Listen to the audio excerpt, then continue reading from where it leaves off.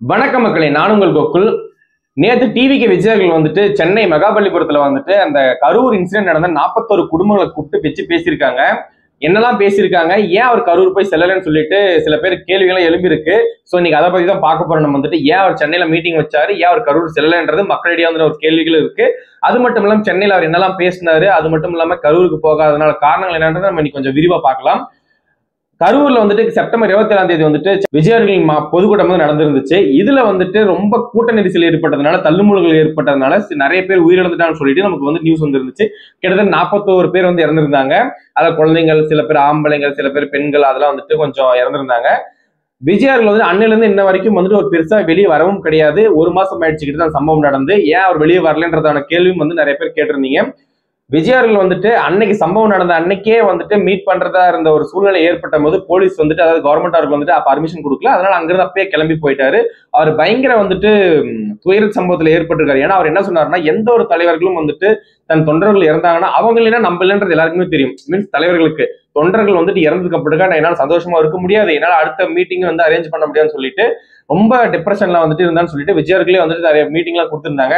இதுக்கு மத்த கட்சிகள்லாம் பயங்கரமான விமர்சனம். அவர் வந்து ஒரு நடிகரே, பயங்கரமா நடிக்கிறாங்க, அவருக்கு எப்படி வந்து பப்ளிக் கவர் பண்ணணும், ஷூட்டிங்கோசரம் அந்த கூட்டத்தை சேர்த்துறாங்கன்னு சொல்லிட்டு நிறைய கட்சிகள் வந்துட்டு விமர்சனம் பண்ணது உங்களுக்கே தெரியும். ஆனா நிறைய பேர் வந்துட்டு இந்த சம்பவத்துக்கு வந்துட்டு டிஎம்கே மேலதான் வந்துட்டு பழி போட்டுருந்தானு உங்களுக்கு நல்லாவே தெரிஞ்சிருக்கும். நேற்று மகாபலிபுரத்துல வந்துட்டு 41 குடும்பங்கள் வந்துட்டு மொத்தம் பாதிப்படைஞ்சிருந்தாங்க. அதுல 37 குடும்பங்கள் வந்திருந்தாங்க. சில 2 குடும்பங்கள் வந்து வர முடியாத சூழ்நிலை. ஒரு குடும்பத்தினர் வந்துட்டு என்ன சொன்னாங்கன்னா, கரூர் வந்தா தான் விஜயர்களை மீட் பண்ணணும்னு சொல்லிட்டு வரல. அவங்க வந்துட்டு என்னைக்கு அவர் கரூர் வரும் அன்னைக்கு நான் என் வீட்டுல வச்சு நான் பாத்துக்கிறேன், நான் வந்து சென்னையெல்லாம் போமான்னு சொல்லிட்டு அவங்க அங்கேயே இருந்ததுனால அவங்களும் வர முடியவில்லை.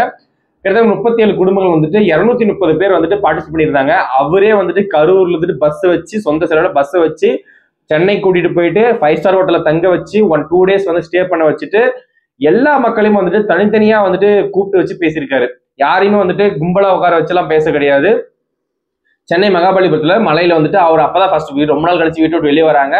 விஜய் அவர்கள் வந்துட்டு போயிட்டு எல்லா குடும்பத்தையும் தனித்தனியா உட்கார வச்சு பேசுறாரு. உங்களுக்கு என்னெல்லாம் தேவையோ, அதான் டிவி கட்சி என்னைக்கு வரைக்கும் இருக்குதோ அன்னைக்கு வரைக்கும் உங்க குடும்பத்துக்கு வந்து நம்ம எல்லாமே வந்துட்டு எடுத்து பார்த்தோம்னு சொல்லியிருக்காங்க.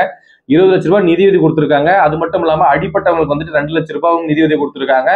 இதுக்கு மேல என்னெல்லாம் பாத்தீங்கன்னா, அவங்க படிப்பு செலவு, மெடிக்கல் செலவு, மெடிக்கல் இன்சூரன்ஸ், சப்போஸ் அவங்க பிள்ளைகள் படிக்க வைக்க முடியல வந்துட்டு ரொம்ப கஷ்டப்படுறாங்க, அவங்களுக்கான செலவு எல்லாமே வந்துட்டு டிவிக்கே பொறுப்பேற்றுக்கணும்னு சொல்லிட்டு அங்க பேசியிருக்காங்க.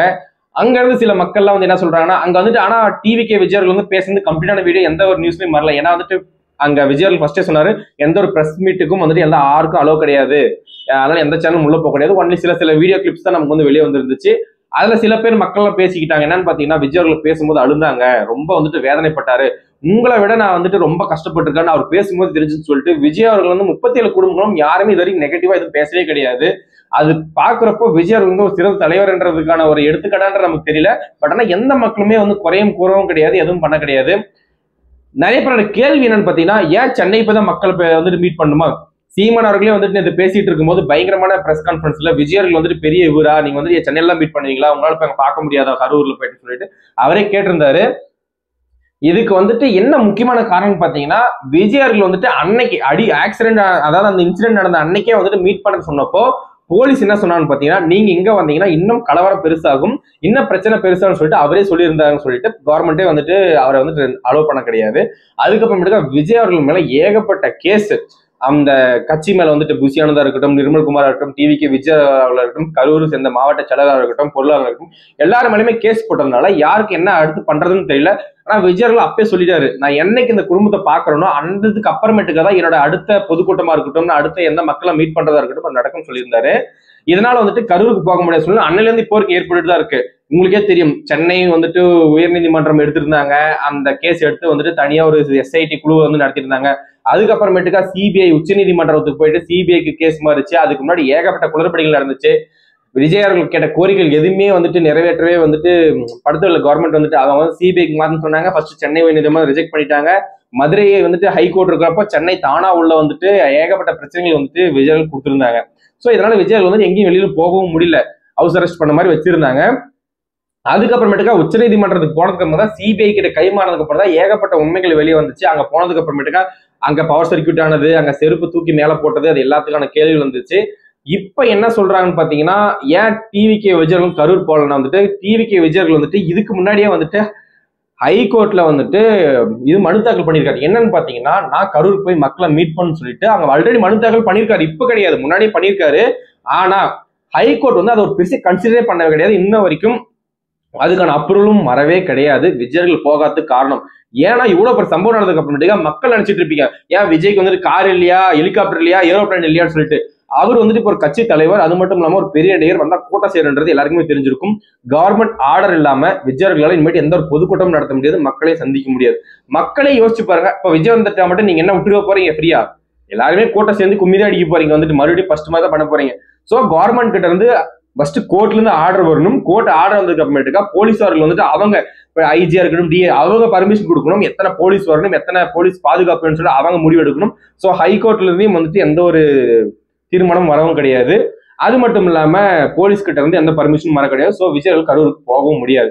விஜயர்கள் இன்னொரு கோரிக்கை வச்சிருந்தாரு, என்னால ரோட்ல போய் பார்க்க முடியாது, நான் ஹெலிகாப்டர் நான் ரெடி பண்ணிக்கிறேன், நீங்க வந்து எனக்கு அந்த பர்மிஷன் மட்டும் வாங்கி கொடுங்க.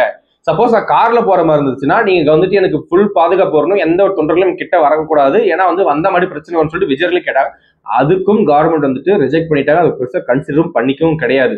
ஸோ விஜயர்கள் வந்து இதனால கரூருக்கும் போக முடியல. போலீஸ் வந்துட்டு எந்த ஒரு பர்மிஷன் கொடுக்கல, ஹைகோர்ட்ல இருந்து எந்த பர்மிஷன் கொடுக்கல, கவர்மெண்ட் பர்மிஷன் இல்லாம விஜயர்கள் வர முடியாது.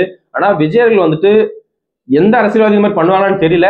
இது வந்துட்டு பொதுவான சப்போர்ட்டும் கிடையாது, யாருக்கான எடுத்துக்காட்டும் கிடையாது. எவ்வளவோ பிரச்சனை நடந்திருக்கு. ஆனா நிறைய பேர் வந்துட்டு இப்ப சீமான் அவர்கள் கேட்டாரு, கூட்டத்துல போய் செத்தவங்களுக்கு 20 லட்சம் ரூபாய் பணமா, அப்ப வந்துட்டு இந்த வேற இன்சிடென்ட்க்கு வந்துட்டு கற்பழிச்சு இறந்தாங்க, அப்புறமேட்டுக்கா அந்த ஃபயர் இன்சிடென்ட் நடந்துச்சு, சாராயம் குடிச்சு செத்தாங்க, அதெல்லாம் வந்துட்டு சீமானவர்கள் வந்து ஒரு நல்ல ஒரு அரசியல்வாதி, அவருக்கு தெரியுமா தெரியாது. விஜயர்கள் கூட்டத்துக்கு போய் இறந்ததுனால விஜயர்கள் பாத்துக்கிட்டாரு. இந்த சாராயம் குடிச்சு செத்தது மற்றும் மற்ற விஷயங்கள்லாம் வந்துட்டு யார் பொறுப்பெடுத்துக்கணும்னா தமிழ்நாடு கவர்மெண்ட் தான் பொறுப்பெடுத்துக்கணும். இவங்களும் சப்போர்ட் பண்ணுவாங்க. ஆனா ஃபர்ஸ்ட் பீரியட் யாருக்குன்னு பாத்தீங்கன்னா இப்ப ஆட்சியில் இருக்க டிஎம்கேர்கள் தான் அதெல்லாம் பொறுப்பெடுத்துக்கணும்னு என்னோட கருத்து. உங்களோட கருத்து கமெண்ட் பண்ணுங்க. ஸோ இதனாலதான் வந்துட்டு விஜயர்கள் வந்துட்டு சென்னையில வந்துட்டு பீப்புளை மீட் பண்ணது, அந்த குடும்பத்துங்களை மீட் பண்ணதா இருக்கட்டும், அது மட்டும் தான் கரூருக்கு போகாத இருக்கிறதுக்கான முக்கியமான காரணம் இதுதான். மக்கள் வந்துட்டு கொஞ்சம் சில விஷயங்களை சிந்திச்சுக்கோங்க. இதுக்கப்புறமேட்டுக்கா தான் அவர் சொன்னது என்ன, நான் 37 குடும்பங்களை பார்த்ததுக்கு அப்புறமேட்டுக்கா தான் நான் அடுத்த பொதுக்கூட்டத்துக்கு போக சொல்லியிருந்தாரு. இதுக்கு மேல வந்துட்டு சில நடவடிக்கைகள் எடுக்கிறது வந்துட்டு அங்க கட்சியிலிருந்து சில விஷயங்களா வெளிவந்திருக்கு. இன்னும் அபிஷியல் அது வெளிவர கிடையாது. மேபி அடுத்த பொதுக்கூட்டம் எங்கன்னு சொல்லிட்டு டேட் வரப்போகும். அதுக்கு கவர்மெண்ட் வந்துட்டு சப்போர்ட் இருந்தா மட்டும்தான் அது விஜயர்கள் பண்ண முடியும். விஜயர்களே ஒரு கேள்வி கேட்டிருந்தாரு, எந்த ஒரு கட்சிகளுக்கும் இல்லாத தடைகள் நிபந்தனைகள்லாம் ஏன் எங்க கட்சிக்கு மட்டும் வருது அப்படின்னு சொல்லிட்டு, இது யாரோட உள்குத்து, டிஎம்கேர்களா அப்படின்னு சொல்லி டைரக்டாவே கேட்டிருந்தாரு. இது என்னன்றது நமக்கு தெரியல. அடுத்த பொதுக்கூட்டம் வர வரைக்கும் நம்ம வெயிட் பண்ணி பார்க்கலாம். மக்கள் வந்து அடுத்த பொதுக்கூட்டம் போகும்போது கொஞ்சம் சிந்திச்சு, கூட்டம் இல்லாத டைம்ல போங்க, கூட்டம் இருந்துச்சுன்னா போகாதீங்க. குழந்தைங்கள் மட்டும் மற்ற பெரியவங்க வயசானவங்க எல்லாம் வந்துட்டு வீட்லயே வச்சுக்கோங்க பத்திரமா.